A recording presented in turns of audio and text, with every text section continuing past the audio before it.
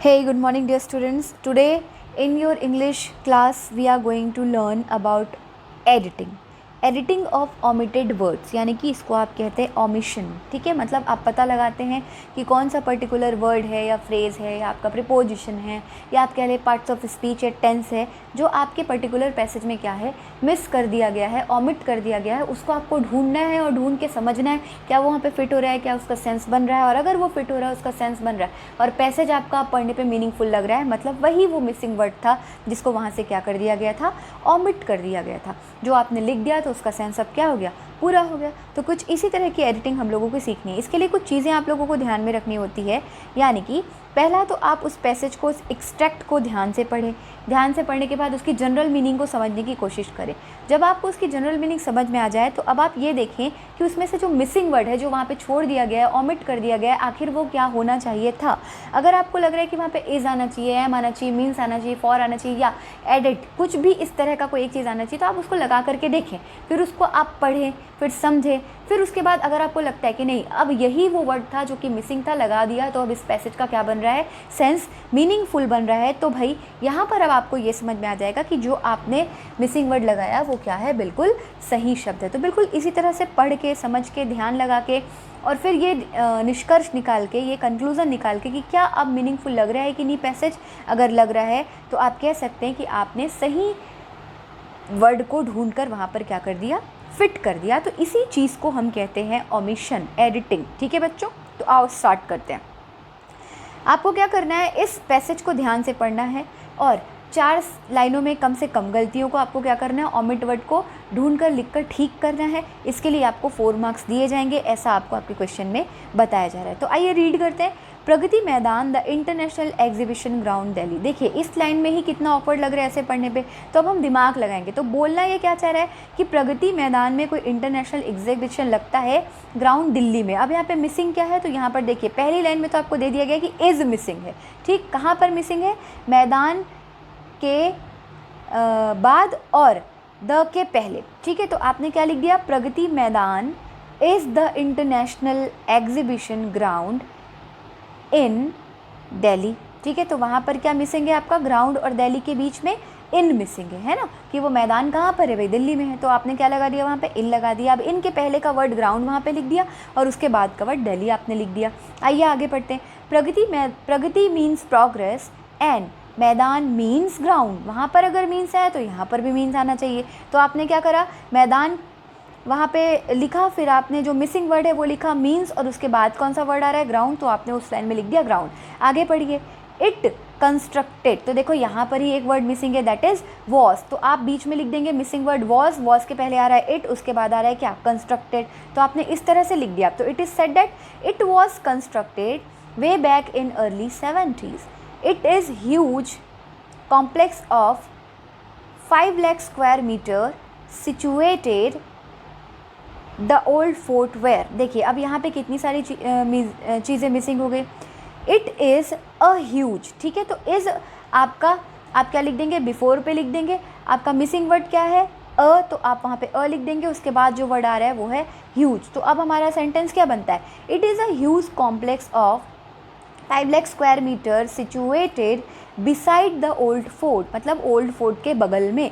तो आप क्या लिखेंगे, बिफोर वाले शब्द पे आप लिखेंगे सिचुएटेड, उसके बाद आपका जो मिसिंग वर्ड है वो है बिसाइड, और उसके बाद आ गया आपका द. तो अब आप अपने पैसेज को पढ़ के देखें ज़रा कि मीनिंग पूरी बन रही कि नहीं बन रही. तो देखिए, Pragati Maidan is the exhibition ground in Delhi, मतलब प्रगति मैदान जो है एक इंटरनेशनल एग्जीबिशन ग्राउंड है, कहाँ पर है, दिल्ली में. ठीक है बच्चों, आगे देखते हैं. प्रगति मीन्स प्रोग्रेस एंड मैदान means ground. It was constructed way back in early 70s. It is a huge complex of 5 lakh square meters situated beside the old fort where Humayun spend the last days of his life. देखिए अब आपका ये जो passage है कैसे meaningful लग रहा है, पूरा लग रहा है. मतलब जो भी छूटे हुए शब्द थे उसको आपने क्या करा, यहाँ पर ओमिट वर्ड को क्या कर दिया, आपने लिख दिया, और उसके पहले वाले शब्द को भी लिख दिया और बाद वाले शब्द को भी लिख दिया, ताकि अगले वाले को, इंसान को पढ़ने में क्या हो, दिक्कत ना हो, उसको चीज़ें समझ में आ जाए कि आप कहाँ पर वो वर्ड मिसिंग है ये बताना चाह रहे हो. ठीक इसी तरह से बच्चों आप लोग सेकंड ओमिट वर्ड और थर्ड ओमिट वर्ड को भी क्या करेंगे, यहाँ पर एक्सरसाइज में मैंने आपको लिख के दिया है, इसको प्रैक्टिस करेंगे, समझेंगे और लिखेंगे. It is as it sounds like. बस आपको इसको क्या करना होता है, ध्यान से पढ़ना होता है, समझना होता है, ताकि आपसे कोई मिस्टेक ना हो और जो ओमिट वर्ड है आप उसको सेंसफुली वहाँ पर लिख पाएँ और पूरे के पूरे पैसेज का एक मीनिंगफुल रिजल्ट या मीनिंग निकल करके आए। तो कुछ इसी तरह की एक और एडिटिंग या ओमिशन जो है हम लोगों को सीखनी है। आइए देखते हैं इसके आगे की एक्सरसाइज आप लोग खुद से करेंगे, नंबर 2 और 3। चलिए अब हम आगे बढ़ते हैं। जो अगली चीज़ हमको आज सीखनी है that is editing of error correction. ठीक है, आपको क्या करना है, अब इस गिवन पैसेज में आपको पहले तो एरर को पहचानना है, फिर आपको एरर को लिखना है, फिर अगर वो एरर है तो उसकी जगह क्या आना चाहिए, मतलब आपको अब करेक्शन को भी वहाँ पर लिख के बताना है। तो इस तरह के एरर करेक्शन को, इस तरह की एडिटिंग को आप कहते हैं my dear students error correction, मतलब गलती को सुधारना। ठीक है, सही शब्दों में कहें तो यहाँ पर भी आपको एरर करेक्शन करने के लिए क्या क्या करना चाहिए। तो पहला तो आप एक्सट्रैक्ट को, पैसेज को ध्यान से पढ़ें, उसके बाद उसकी जनरल मीनिंग को समझें, फिर उसमें जो एरर है उसको ढूंढ निकालें। अब एरर को ढूंढ निकालने के बाद वो अगर एरर है तो वहाँ पे उसका करेक्शन क्या आना चाहिए, आप ये समझने की कोशिश करें। अब एरर और करेक्शन को दोनों आप क्या करें, यहाँ राइट साइड में जो आपको ब्लैंक दिया गया है वहाँ पर आप लिख दें और अब अपने पैसेज को पढ़ के देखें कि क्या उस पैसेज की मीनिंग सही सही निकल के आ रही है। अगर सही सही निकल के आ रही है मतलब आपने जो एरर करेक्शन किया वो बिल्कुल सही है। तो आइए हम लोग स्टार्ट करते हैं। जैसे कि आपको यहाँ पे पैसेज जो पहला वाला दिया है उसको पढ़ते हैं। Emotion can be describe as an excited. ठीक है, तो देखो यहाँ पर कैन बी आ रहा है और डिस्क्राइब आ रहा है। तो कैन बी आ रहा है तो यहाँ पे एक्चुअली क्या आना चाहिए, वर्ड का थर्ड फॉर्म आना चाहिए। तो डिस्क्राइब नहीं आएगा, डिस्क्राइब का थर्ड फॉर्म आएगा और वो क्या होता है, कैन बी डिस्क्राइब्ड। तो एरर क्या है, डिस्क्राइब, तो उसका करेक्शन क्या होगा, डिस्क्राइब। देखिए आपने वहाँ पे राइट साइड पे आपको दिया हुआ है। अब आगे पढ़ते हैं, state of mind and moving of the. ठीक है, तो यहाँ पर क्या आएगा, स्टेट ऑफ माइंड, एंड नहीं आएगा और आएगा। ठीक है, या तो ये आप ये बोलना चाह रहे हो। तो यहाँ पर क्या आएगा, स्टेट ऑफ माइंड और मूविंग ऑफ द। ठीक है, तो यहाँ पे आपका एरर क्या है, एंड, तो उसका करेक्शन क्या होना चाहिए, और देखिए आपने राइट साइड में लिख दिया। आगे बढ़ते, feeling in reaction of certain thought.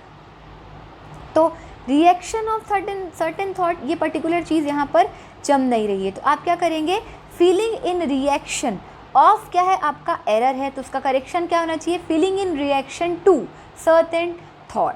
ठीक है, तो रिएक्शन टू सर्टेन थॉट मतलब वहाँ पे ऑफ की जगह क्या आना चाहिए, टू आना चाहिए। आपने राइट साइड में लिख दिया। अब आगे हम देखते हैं, और stimuli, they could be positive. ठीक है, तो दे कुड बी पॉजिटिव। अब यहाँ पर आपका जो पैसेज है वो प्रेजेंट टेंस में चल रहा है यहाँ पर आने के बाद। तो अब आप क्या करोगे, कुड को हटा के वहाँ पे क्या लिख दोगे, कैन लिख दोगे। तो आपका एरर क्या है यहाँ पे, कुड, तो आपने एरर पे लिख दिया कुड और आप उसको करेक्शन कैसे कर रहे हो, कैन से कर रहे हो। देखो ये हम समझ के कर रहे हैं ना, ध्यान से पढ़ रही हूँ मैं, इसलिए मुझे समझ में आ रहा है कि यहाँ पे ये गलती है। ठीक इसी तरह से स्टूडेंट्स आपको भी ध्यान से पढ़ना है। तो अब आप यहाँ पे सेंटेंस क्या हो जाएगा, they can be positive as well as negative. ठीक, अब आगे देखिए, the positive emotion is those when made a person happy. ठीक है, तो देखो अगर आप किसी पर्सन की बात कर रहे हो तो यहाँ पे व्हेन थोड़ा ही आएगा, आप यहाँ पे क्या बोलोगे, विच बोलोगे। तो आपका एरर क्या है यहाँ पे, व्हेन, तो आपने बता दिया एरर व्हेन है तो उसकी जगह क्या आना चाहिए, विच आना चाहिए, क्योंकि आप इंसान की बात कर रहे हो। ठीक है, एक इमोशन की बात कर रहे हो तो इमोशन व्हेन से डिनोट नहीं होगा, वो किससे डिनोट होगा, उसके लिए जो सही कंजक्शन होगा वो होगा विच। तो आपने यहाँ पे व्हेन की जगह क्या लगा दिया, विच लगा लिया। तो इस तरह से यहाँ पर आपने करेक्शंस को किया और करने के बाद अपने पूरे के पूरे पैसेज को, चलिए अब हम पढ़ के देखते हैं कि वो कैसा साउंड कर रहा है। Emotion can be described as an excited state of mind और moving of the feeling in reaction to certain thought or stimuli. They can be positive as well as negative. The positive emotion is those which made a person happy.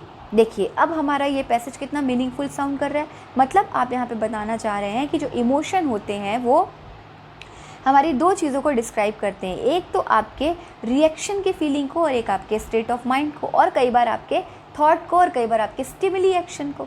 देखिए यहाँ पर अब आपको passage की meaning समझ में आ रही है। आगे आप क्या बताना चाह रहे हैं कि कई बार वो पॉजिटिव भी हो सकता है और निगेटिव भी हो सकता है। पॉजिटिव इमोशन वो इमोशन होते हैं जो इंसान के हैप्पीनेस को दर्शाते हैं। तो देखिए इस तरह से अब आपके पैसेज की जो मीनिंग है वो कितने क्लियरली हमको समझ में आ गई।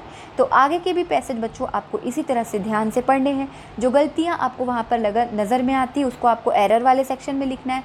अगर वो एरर है तो उसका करेक्शन क्या होना चाहिए ये आपको समझ करके आपके करेक्शन बॉक्स में लिखना है। तो इस तरह से आप अपने एरर करेक्शन की एडिटिंग को ठीक करते हैं। तो आज के इस सेशन में मैंने आपको दो तरह का ओमिशन सिखाया, एडिटिंग सिखाई। पहला जो हमने ये वाला सेक्शन देखा दैट वाज एडिटिंग ओमिशन, ठीक, जहाँ पर आप क्या करते हैं, मिसिंग वर्ड को लिखते हैं, फिर उसके बिफोर वर्ड को लिखते हैं और फिर उसके आफ्टर वर्ड को लिखते हैं। इसके लिए भी आपको आपके एक्सट्रैक्ट या पैसेज को ध्यान से पढ़ना होता है। दूसरा, अब हमने सीखा एडिटिंग और एरर करेक्शन, मतलब यहाँ पर भी आप अपने एक्सट्रैक्ट को ध्यान से पढ़ें और समझें कि क्या एरर है और उसका करेक्शन क्या होना चाहिए, और इस तरह से आप अपने उस पर्टिकुलर सेक्शन को क्या करेंगे, पूरा कर लेंगे। तो आगे के पैसेजेस को पढ़ें, मैंने आपको PDF बनाकर दिया हुआ है, उसको फॉलोअप करें। पैसेजेस को पढ़ के, एक्सट्रैक्ट को पढ़ के समझें और मीनिंग और करेक्शंस को आप लोग क्या करें, खुद से अटैम्प्ट करके देखें। किसी तरह का डाउट आता है तो बिल्कुल मुझसे पूछें।